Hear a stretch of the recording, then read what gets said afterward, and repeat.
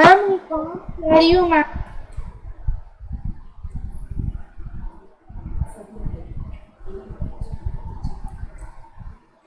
Happy evening, one and all. Happy evening, Evening, ma'am. Yeah, thank you so much. Good evening, ma'am. Happy All evening, should ma'am. stay on mute. Happy evening, ma'am. Happy evening, ma'am.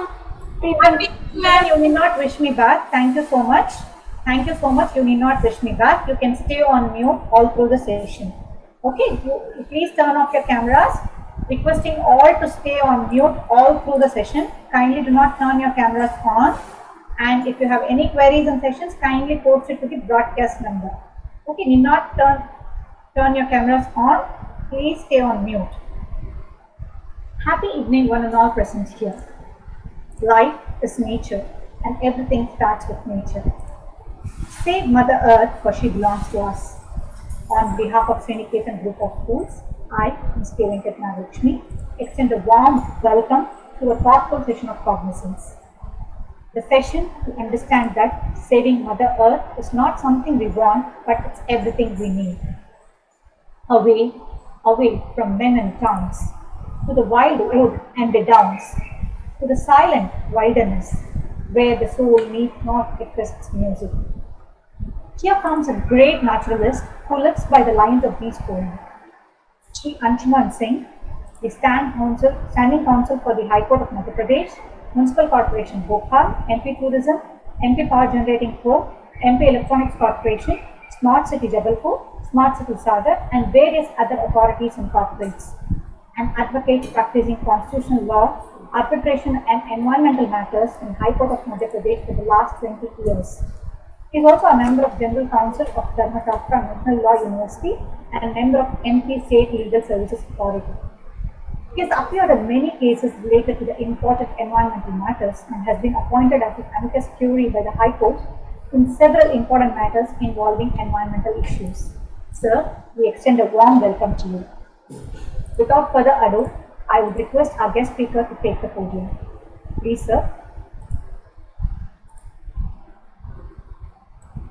Good evening to everyone.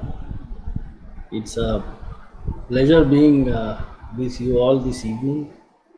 It is so nice to come across a school which is interested in environment, because it's not something which is very common these days.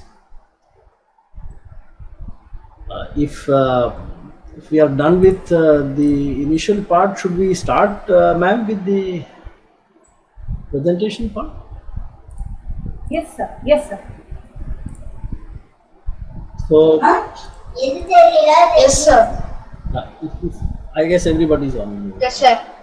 Children, kindly stay on mute. Stay on mute with your camera turned off. Stay on mute. So I believe these children are from classes 6th, 7th and 8th, and it is all the more good that the young children, the young brigade is joining in this war to save the environment, because really we are facing an enormous challenge in terms of environment.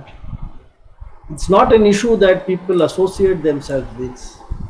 The common man does not think it to be something very important for him, and therefore the challenge is always greater, because once the common man does not get associated with something, an issue, it becomes all the more difficult for people who are fighting for the environment to be able to save it. You've chosen a beautiful topic, that is saving Mother Earth. Now, the moment you use the term mother, naturally you get an emotional bonding with the subject that we are going to deal with.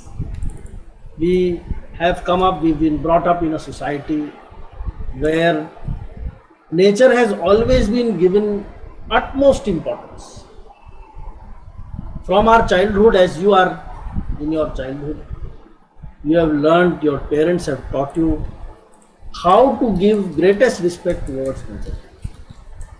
When you get up in the morning, for instance, we recite a very famous shlok from the Bhumi Sukta, which is Samudra Vasme Devi Parvastam Mandite Vishnu Patni Namastubhyam Pads Par Kshamasma, which means that when you get up in the morning, you touch the feet of Mother Earth, because you are going to be touching Mother Earth with your feet every day, through the day. And to be able to show respect towards Mother Earth, you, before, when you get up in the morning, before you put your feet down on the ground from your bed, you touch the feet and ask for an apology, that Mother, I am going to be touching you with my feet through the day. So in the morning itself, I am asking for an apology. This is the sentiment that the Indians, us, all of us, have been brought up with, that we always treat nature as our mother. It is for this reason that we have chosen this topic, saving Mother Earth. It's not something that is to be done upon as a duty of an ordinary nature. It is our duty towards our mother, and therefore that greater emotional bond is in existence, right? So we start with the small part of presentation, which is saving Mother Earth. I will be sharing with you the problems that Mother Earth is facing, that nature is facing. What is the rate of that problem? What is the intensity of that problem? What is the impact of that problem? And then we come to the final part as to what is the solution and what you can do to be able to save nature. Right? All of us can put in a small little bit of a contribution. It's not a major radical change which is required. All of us do our small little bit, and you will see wonders which are going to happen, because our little bit is going to go a long way in saving Mother Earth. We start with the presentation. Just put it on.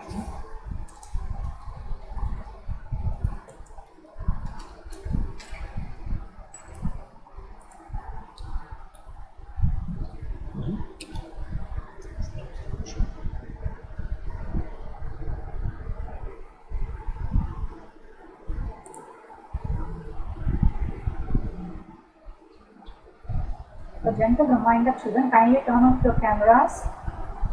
Turn off the cameras and mute yourself.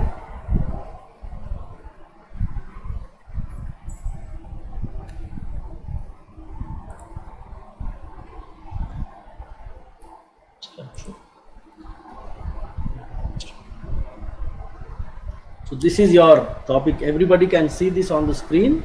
Saving Mother Earth. Yes, sir. Yes, sir. Yes, sir. Stay muted. Yes, sir. Yes, sir. Yes, sir. Yes, sir. Yes.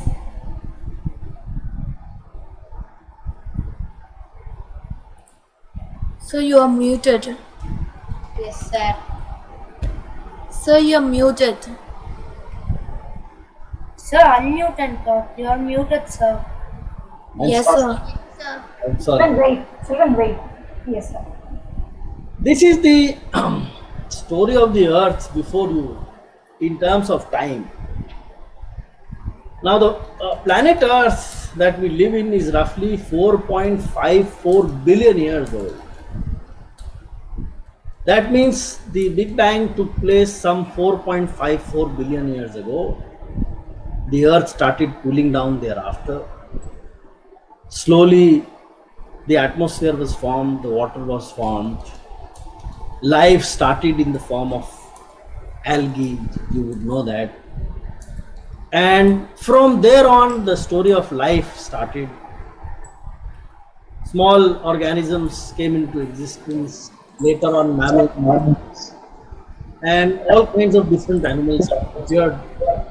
There were upheavals, everything would get destroyed in something like an ice age. And traveling through time, we have come up today. After 4.54 billion years, we are today sitting here and discussing this. Now, in comparison to the life of the earth, Homo sapiens, as we are, came into existence some 0.2 to 0.3 million years ago. Now, we've just drawn a comparison that if 4.54 billion years is 1 year, that means The Big Bang took place on the 1st of January when you celebrate New Year at 0 hours.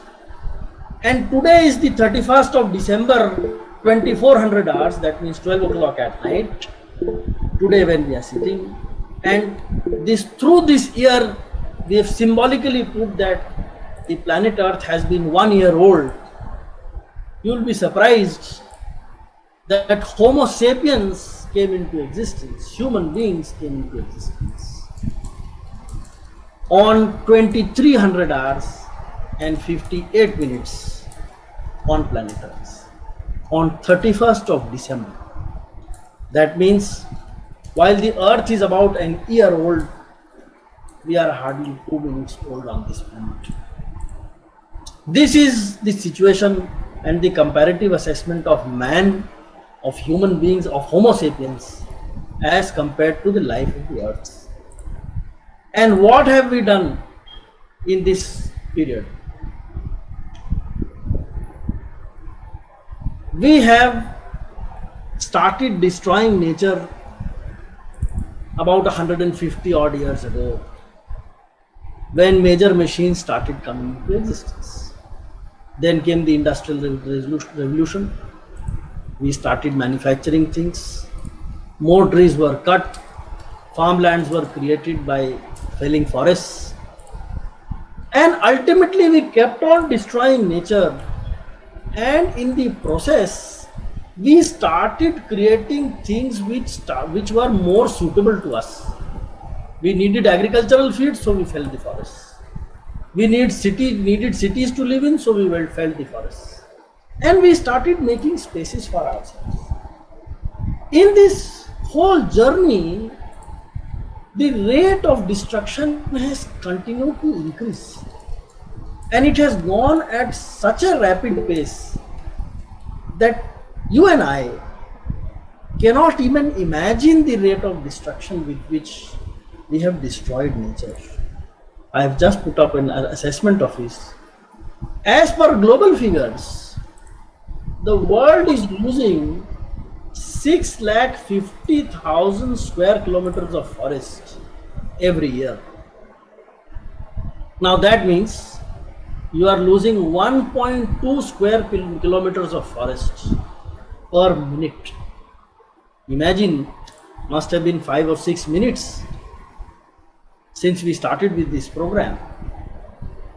And in these 5 or 6 minutes, about 7 to 8 square kilometers of forest, about 8 square kilometers of forest has already got destroyed. What does this mean for us? Just look at this. Bangalore, for instance, is 741 square kilometers in terms of area. At the rate of 1.2 square kilometers per minute, we lose a forest equal to the size of Bangalore in 671.5 minutes. That is roughly 11 hours and 11 minutes. So in 11 hours and 11 minutes, the world loses a forest of the size of your city. That is the rate of destruction. We are not used to this figure, right? We know that environment is getting degraded. We know forests are getting cut. But that the devastation is coming knocking on our doors because the rate of destruction is so fast is something which we usually do not imagine. And this is the comparative assessment before you, which shows you that it's already getting very, very late before we start taking action.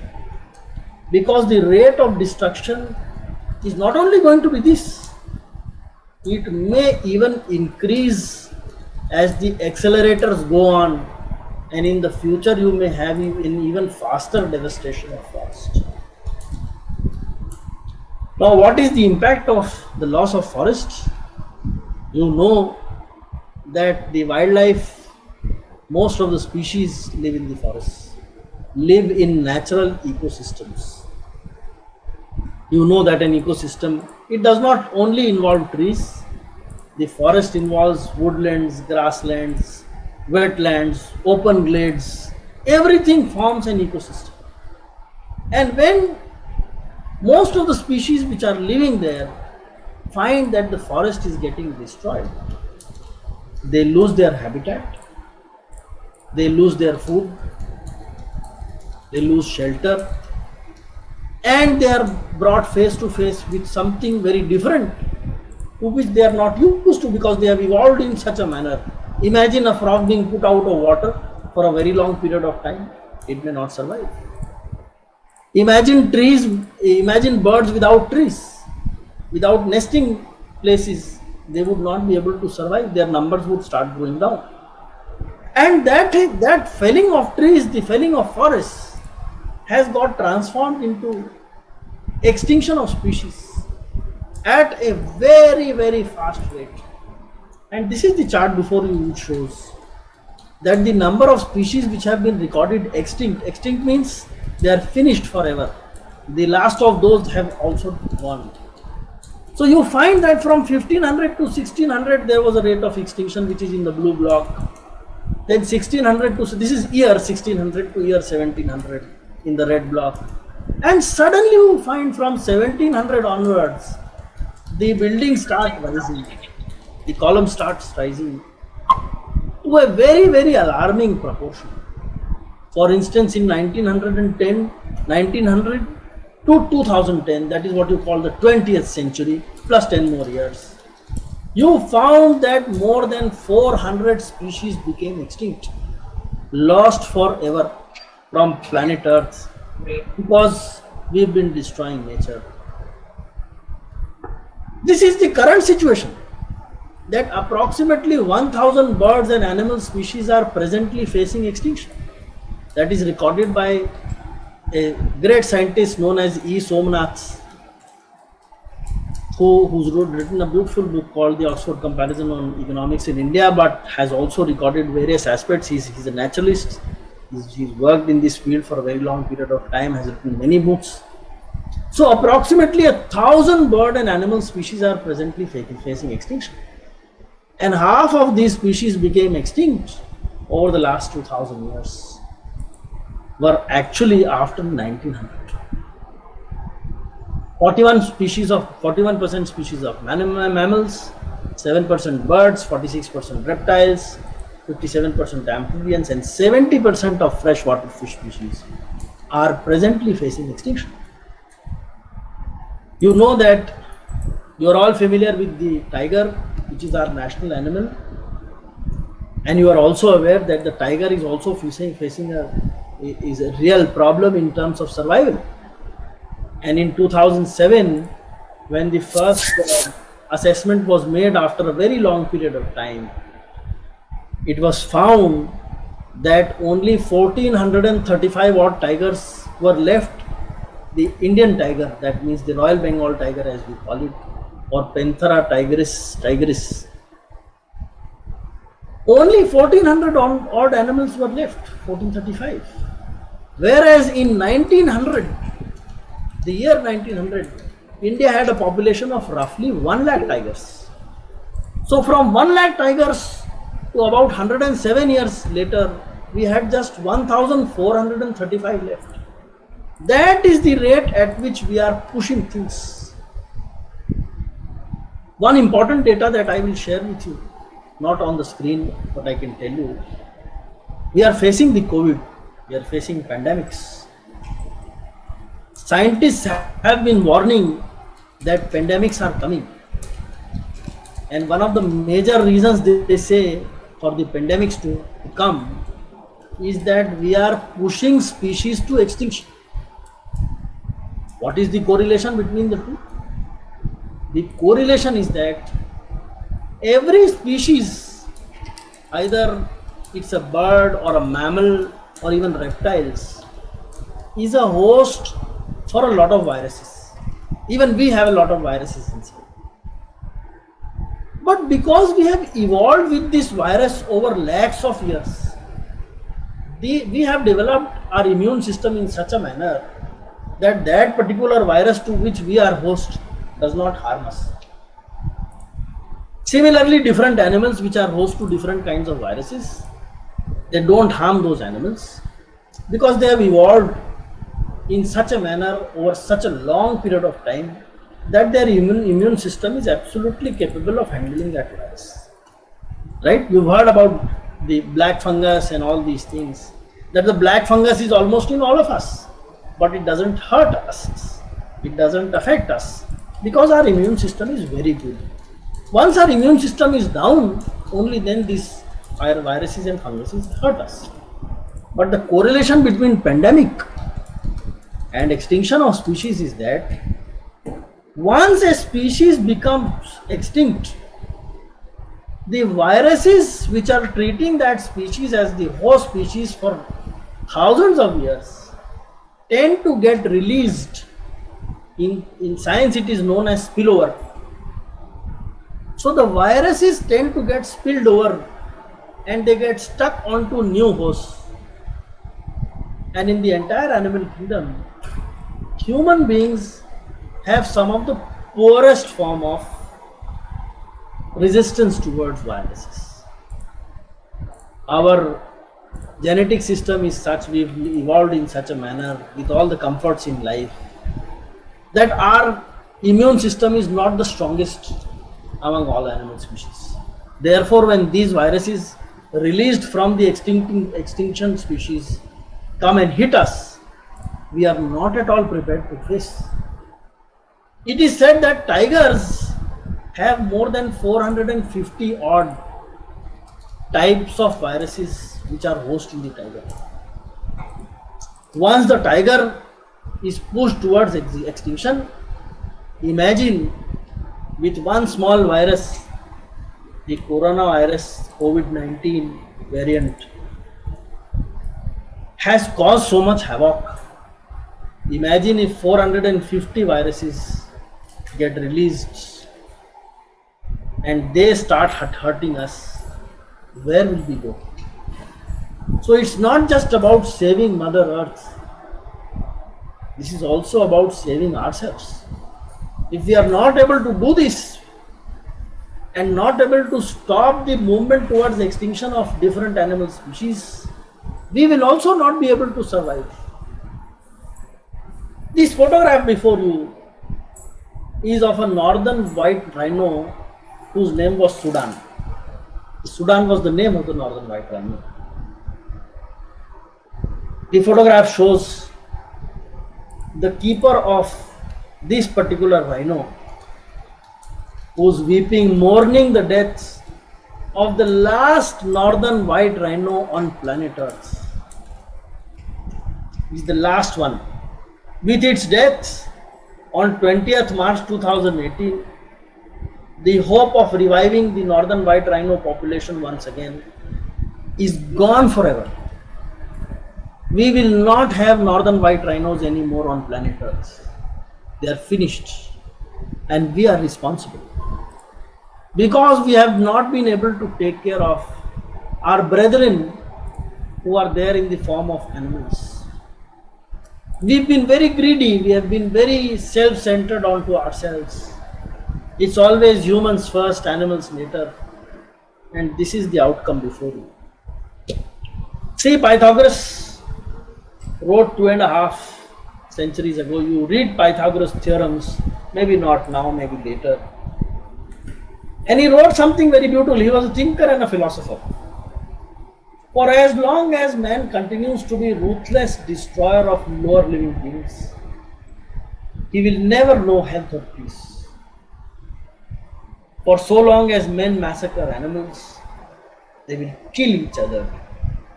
Indeed, they who sow the seeds of murder and pain cannot reap joy or love. See what a time it must have been written 2.5 centuries ago, when the problem of environmental degradation almost did not exist. What he wrote 250 years ago is perhaps more relevant, more applicable to us today than it was at that point. There is no time left, as we say. You've seen the data with regard to the environmental degradation. You've seen how quickly things are going down. Our human footprint is now devouring the entire planet. These are some of the images which show the speed of destruction that we are doing. You know the concept of global warming? It happens when you cut down trees, when you remove tree cover, the carbon dioxide level in the air increases, the ozone layer gets depleted, and more heat starts getting generated and retained into the environment, because of which the temperature of planet Earth is rising. And this is the image before you. In 1885, the northern ice was like this. And then in 1985, it's come down to say about 60-65% of what it used to be 100 years ago. And what is anticipated for 2085, that it will almost get depleted once and for all. These images are of dying glaciers. Glaciers are those ice slabs which are formed on the mountains. These glaciers are the source of water which keep most of our northern rivers running. The Ganga, the Yamuna, the Brahmaputra, they are all fed by these glaciers. And this is the photographic position showing how these glaciers are getting finished off. You see all ice on the left hand side, and about 100 years later, almost the entire ice is gone. So what can we do? These images keep cropping up before us, right? The animals are dying, trees are being cut, elephants are getting slaughtered, and the entire system is getting degraded. What can we do? We have to learn environmental values first. Don't think that some major event will take place and only then things will change. The greatest challenge with environment is, if you find that a particular tree is being cut on the road, you don't feel any loss. You feel pain. You do feel that this is wrong, it should not be done. But do you feel as if something from your own house is being taken away? You don't feel like that usually. You should. You should feel exactly the same way as if something from your own house is getting destroyed. Only then you will be able to connect yourself with nature. So the first thing is to respect nature, learn the values from the natural world. All living beings have an equal right to this planet. I have a right to move on a fast vehicle in a road, but the tree on the roadside has an equal right to remain alive. I can't just keep slaughtering all the trees because I want wider roads. Development is important, no doubt about it. And in the process of development, some damage to environment will take place. But two things we have to do always. One is to, as far as possible, reduce the damage which is going to be caused to the environment. That's the first. The second is, for the damage that we are causing to the environment, we have to take up some measure so that we are able to compensate for that. For instance, for widening of the roads, the first thing to be done is to be made sure that least number of trees get cut. The second thing, for those trees that are getting cut, sufficient number of other places are put under green cover, more trees are planted, so that we compensate in some manner. We know that natural forest trees cannot be replaced by plants. As many as you may want, you may plant them, but natural forests cannot be replaced. Wilderness is created by Mother Earth, by nature. It is beyond human capabilities to create wilderness. You know, wilderness is where you left a natural place as it is for a very long period of time. And it is when you leave it undisturbed from human intervention for a long period of time, it is then that the ecosystem starts working on its own. it starts surviving on its own. The pyramid of life comes into existence, which means there are some species which are going to be at the top, and then as we say, the tiger is at the top of the food chain, and you have different species. The tigers depend on deer, the deer depend upon grass, the grass grows on the soil has algae, the soil has fungus, virus. So this is how the pyramid of the ecosystem works. So we have to respect everything. We have to respect the life of everything that exists on planet Earth. And we disrespect because we don't know a lot of things. We as human beings think we are very smart, right? We always think that we are the best in everything we do. We have mastered the world. Well, I'll tell you a few things.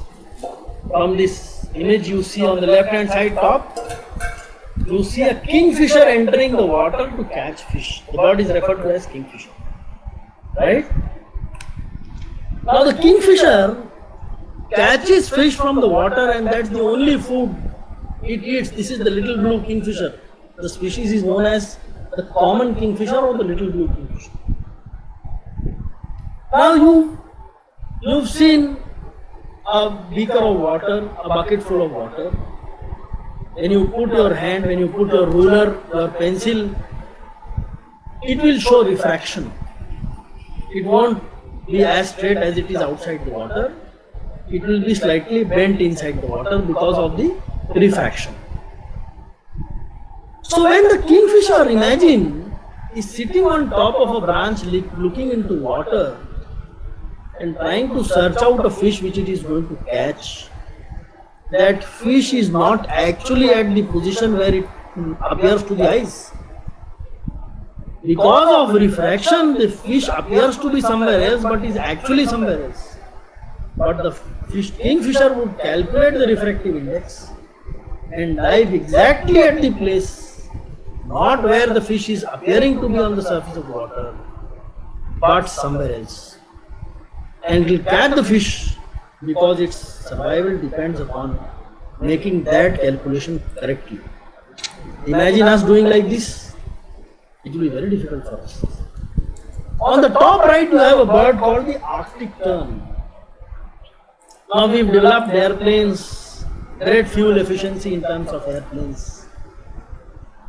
The Arctic tern is the world champion in terms of migration of birds. You know birds migrate, they go from one place to another. Say the northern birds, to avoid harsh winter, come from Siberia and other colder places on planet to southern parts where the temperature is milder and grass and food is available because everything gets covered under the ice in the winter season, in the cold season. The Arctic tern goes from Arctic to Antarctica and from Antarctica back to the Arctic every year. That is a one-way flight of 22,000 kilometers. It does to and fro of 44,000 kilometers every year. Imagine what fuel efficiency that they are working with. I won't explain a lot of images to you, but there is a wasp on the right bottom, and that wasp has one of the best poisons, not exactly, it doesn't use for the purpose of killing. You know anesthesia? Anesthesia is used to put somebody into a unconscious state for a small period of time. This wasp injects anesthesia into a caterpillar, then puts that caterpillar under its nest, lays the eggs. The anesthesia keeps the caterpillar alive for 7 days. The eggs hatch in 7 days' time, and that caterpillar is put in the nest to make sure that the caterpillar stays alive with an anesthesia of 7 days, so that when the small little wasps are born out of the eggs, they get fresh food available to them. Human beings do not have such capabilities. We think as we are the masters of planet Earth, but we are actually not. We are are only co-sharers. We have an equal right. We are not the smartest on this planet. We know a lot of things which others can't because we have a differently evolved brain. But it doesn't mean that we are the best. So we have to respect nature, right? And the more you know about nature, my advice to you as all young children is to read a lot about nature, to read about different species, to find out about birds, how they live, how they survive. And then you start having greater respect towards nature. Because once you know this particular species has these qualities, then you start respecting it. Protect ecology around you as if it is your personal property. That is what we were talking about. That you should always make an effort to protect the ecology as if it is your personal property. Plant trees, ensure that they grow to maturity. There is no point in planting trees and forgetting them. Plant native species. Native species means not the exotic type, gulmohar and all this. Plant whatever is local in your place. Find out from somebody whatever is locally grown and plant it. Reduce your waste, especially polythene. Polythene is a dangerous thing. It doesn't get destroyed over hundreds and hundreds of years and does a lot of damage to nature. So make sure from today onwards that you use the least amount of polythene. You are going out to buy something, of course in this pandemic period you are not going out, but whenever you do, make sure you are not using polythene. Carry your own bag, bring back things. Ask others not to use polythene. Save water. When you are brushing your teeth in the morning, you're taking a bath, don't spend a lot of time. Imagine that water is not available to a lot of people living in water scarce areas. A glass full of water to them would help them survive for a day, whereas you are taking a shower and you are spending a lot of water. Make sure that doesn't take place. It's all these small little things that you will do which will help save Mother Earth. You don't have to do something very drastic. So may God help you to be worthy children of nature. Thank you so much.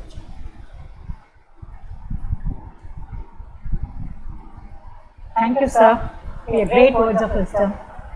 You have helped us understand our collective individual responsibility in saving Mother Earth, thereby serving ourselves. Thank you so much, sir. Thank you so much for your kind words. Who is it? Yes, sir. We'll just go in for a few questions, sir, which we have received from the students. First question is from one of the students.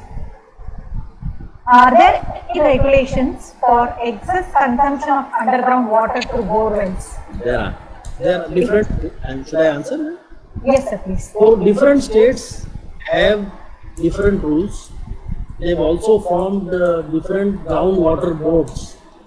Every state has a groundwater board or a groundwater regulatory authority. And what they do is, it's very difficult to regulate how much water you are drawing, especially for residential use. But for industrial use, there is a groundwater board and the regulation in every state that only a certain amount of water per month or per year is permitted. And then there are also regulations that the borewells cannot be dug up in certain specific seasons. And bans are imposed for a certain period of time to ensure that there is no excess drawing off. Yes. Thank you so much, sir. Thank you. And the next question is one of the students. In this busy world, most of the people are worrying only about their work and not about our environment. How to bring awareness in them? How can I do my small part as a student? You can do small little things, right? We did a campaign here, small children, with young children like you. There is a small forest called Dumna Nature Reserve in Jabalpur, where I live in central India. So people used to throw trash, polythene. Young children of class 3, class 4 started collecting garbage and started putting it into one place to show the people at the gate as to how much trash they have thrown. And everybody would pass by and would hang his head in shame that it is adults who have thrown this garbage in the forest and small children are coming to collect it. So you don't have to talk too much to people. By your conduct, by your good behavior, somebody is drinking a cup of tea in a paper or a plastic cup, and he throws it out of the dustbin on the platform, on the footpath. Don't say anything to that person. Pick it up in front of that person, take it and throw it into the dustbin. It will send a 10 times stronger message than your 2 words you may say, you should be more aware, you should not do this.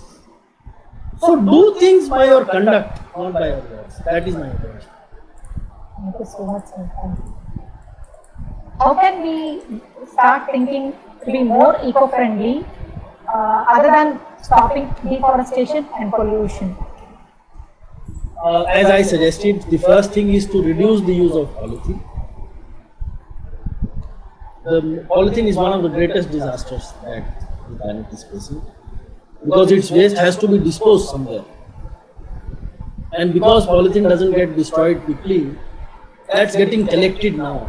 The world is facing a problem of where to dispose polythene. The second thing is saving water. These 2 things everybody can do. The third thing is to plant. Do whatever you can, plant something. Select one plant, plant it at a place where you know, on the roadside, in your garden, anywhere. Make sure it goes to maturity. I tell you, if 20% of the population does this, the world will be a different place to be. Thank you so much. How to avoid pollution caused by power plants, which is emitting smoke? That's a larger issue. I am sure children are thinking about it. It's so great. It's mostly for the governments to think about it. But we are slowly shifting towards alternative energies, right? And in the south, especially, a lot of work is going on. You would have known that the Kochi airport, I am told, has shifted entirely on solar energy. So that is the future. Slowly we will find that, and we have to, otherwise fossil fuel is already going out of stock. So we have to shift to alternative uses. The world of electric cars is just about round the corner. So power plants are causing a lot of damage because most of the power plants are presently thermal based power plants. They are using mostly thermal energy. Thermal energy is which is generated by heating up by using coal basically, right? So that is going to phase out, and I am sure these young children will become businessmen of the future. They will become engineers of the future, and with sensitivity in them, they will definitely look for alternatives. And there are alternatives available in the form of solar. In my apartments, most of them are not segregating biodegradable and degradable waste. Are there any laws in place to get them in place? Yes, the municipal laws of every city, of every state. And there is now a provision called the Supreme Court took cognizance of a matter in something called Almitra H. Patel versus Union of India, issued directions on the basis of which the Government of India formed a rule in 2000 called the Municipal Solid Waste Disposal Rules 2000. Management and Disposal Rules. And these rules mandate every municipality to create solid waste disposal facilities within a certain specific period of time. And these concepts of segregation between recyclable, reusable, non-recyclable, non-reusable waste have all emanated from those rules. They are provided in the rules. So the first thing you should do is you should be aware of the rule. Search out on the internet the Municipal Solid Waste Management, Handling and Disposal Rules. Let the children read those rules. I am sure they are young. They will be able to go into it. And then whoever is not doing it correctly, let the children go and show them the rules. That will give them a shock. They have a doubt if we have fines in place, sir. Actually, any fines? There are fines in place. There are fines in place. The fines are both under the local laws, the municipal laws, the Bangalore Municipalities Act, and Municipal Corporation Act, and there are all various other municipal laws that mandate that nobody would throw trash on the road, nobody would misuse the trash, and the garbage which is getting generated has to be disposed of in accordance with the rule. Somebody is not doing it, there are provisions for. Now, recent one is like which animal is at its highest level of extinction now, and how to prevent it from getting extinct? You see, the greatest challenge among animals is in India, the Indian water buffalo is facing a real threat with less than 100 left. In Madhya Pradesh, the hard ground Barasingha, its scientific name is Cervus duocelli branderi, came down to 66 in numbers. World over, only 66 were left in 1970. Now there are, with good measures in place, now there are more than 1,000. So there are species, large animal you can easily find out. But the problem is butterflies, caterpillars, small things, small species, which we don't even know much about, are getting extinct. So instead of going into this aspect, what we should do is we should create habitats. Once you create the habitat, automatically these species will not be pushed away. Save your urban environment. You try to do that, automatically you will find that every butterfly has a host plant, host tree. Find out about that. Plant that and you will find that butterfly survives. Thank you so much, sir. Thank you, sir, for patiently actually solving all our queries and answering all our questions. Thank you so much, sir. I deem it a great honor and privilege to propose a vote of thanks for this thought-provoking session. Let me first of all start by giving glory to the Almighty God for making today's session a resounding success. First and foremost, our heartfelt thanks to our guest speaker, Sri Anshuman Singh, who despite his busy schedule has found time to give us this great session of thoughts. We are grateful to the management for giving us this great opportunity. Our gratitude to the principal for all the guidance and support to make the session a wonderful one. We owe a special gratitude to all our parents and our dear students for their enthusiastic participation. Finally, I leave you this inspiring quote by Martin Luther King. An individual has not started living unless he rises above the confines of his individualistic concerns to the broader concerns of all humanity. Thank you, Anil. Thank you so much. It's a pleasure.